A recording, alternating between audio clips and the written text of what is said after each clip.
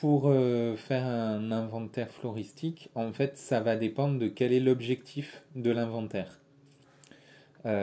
Si on cherche à connaître, du coup, il y a d'une part, pardon, les inventaires par rapport au milieu naturel pour déterminer un habitat naturel, et il y a aussi des inventaires floristiques pour rechercher des espèces botaniques. Du coup, quand on cherche à caractériser un habitat naturel, on va relever les espèces qui composent cet habitat naturel. Soit on peut le faire de manière non normée, donc juste on se met dans un milieu et puis on note toutes les espèces qu'on voit et on essaie de déterminer en fait l'ensemble des espèces qu'on voit pour être le plus proche de l'exhaustivité. Ça, c'est la manière la plus simple, c'est pas la plus cadrée. Ensuite, on peut faire, par exemple, quand on est dans le cadre d'études pour prouver qu'un milieu est une zone humide, ou quand on est dans le cadre d'une zone Natura 2000.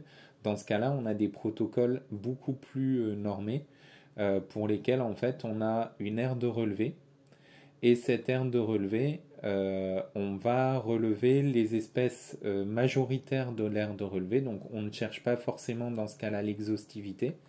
Et par contre, on va leur appliquer un coefficient phytosociologique, donc un coefficient d'abondance-dominance. Et en fonction de la liste d'espèces et des abondances et des dominances, on pourra ensuite définir un nom pour un milieu naturel ou est-ce que ce milieu naturel peut être classé comme zone humide ou pas. Et quand on fait ce genre de travail, on peut aussi des fois être amené à utiliser la méthode aire espèce, c'est-à-dire qu'en fait on va partir d'une aire de relevé d'un mètre carré de côté, on va relever toutes les espèces qu'il y a dessus, et on va doubler le relevé jusqu'à avoir un nombre de nouvelles espèces qui soit inférieur à 10%. Et ça nous donnera pour un habitat donné notre aire minimale de relevé. Ensuite, on pourra réutiliser la même aire minimale pour tous les habitats identiques sur un milieu. Donc ça permet en fait de caractériser, c'est des méthodes qui permettent de caractériser des habitats. Ensuite, quand on cherche une espèce protégée, là en fait on va plutôt parcourir l'ensemble de la zone. Donc on commence par faire une analyse des habitats naturels et en fonction de chaque habitat naturel, on va avoir une idée du type d'espèces, enfin même pas du type, de certaines espèces qui sont rares ou qui sont protégées et qu'on va rechercher dans tel habitat ou dans tel autre habitat.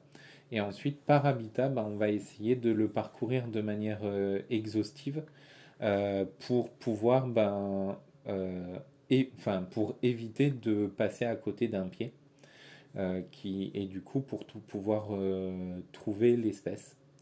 Sinon, on peut aussi fonctionner par échantillonnage, c'est-à-dire qu'au lieu de parcourir l'ensemble de la zone, on fait un transect dans la zone. Donc en fait, on parcourt sur une ligne qui est droite ou pas droite.